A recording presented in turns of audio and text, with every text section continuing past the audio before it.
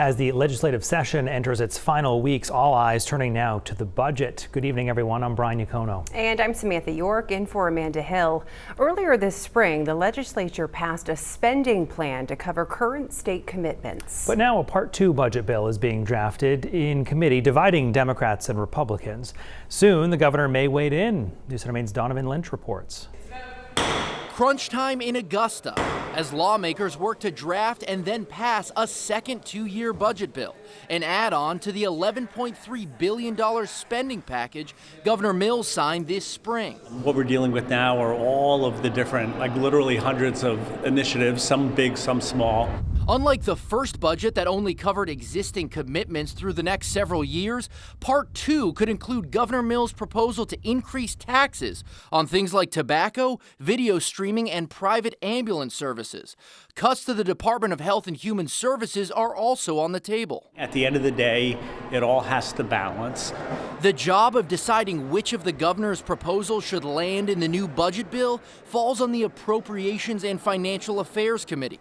The group's Democratic majority is led by Senator Peggy Rotundo and State Representative Drew Gattin. On Thursday, we pressed Gattin on whether he supports Mills' tax hikes and program cuts. Yeah, I'm not really prepared to say what I feel about each of those things individually. I think there are pros and cons to all of those. So you decline to say if you personally support or if you don't support? I mean, I'm going to go out around the horseshoe sometime in the next few weeks and take a vote on those things, and people will know where I am. Well, Governor Mills has called her budget proposal a balanced approach to meet Mainers' needs. Other Democrats have proposed raising state revenues in different ways, like increasing income taxes on the wealthy, which received majority support from the legislature's taxation committee. A rising tide lifts all boats.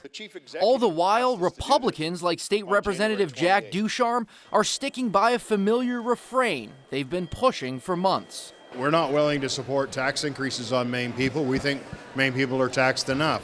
And with Democrats and Republicans still very far apart on the budget, several lawmakers told us the governor's office has reached out to legislative leaders on both sides to arrange a meeting. We reached out to the governor's office to ask what the governor's goals are for that meeting, but have not yet heard back. In Augusta, Donovan Lynch, News Center, Maine.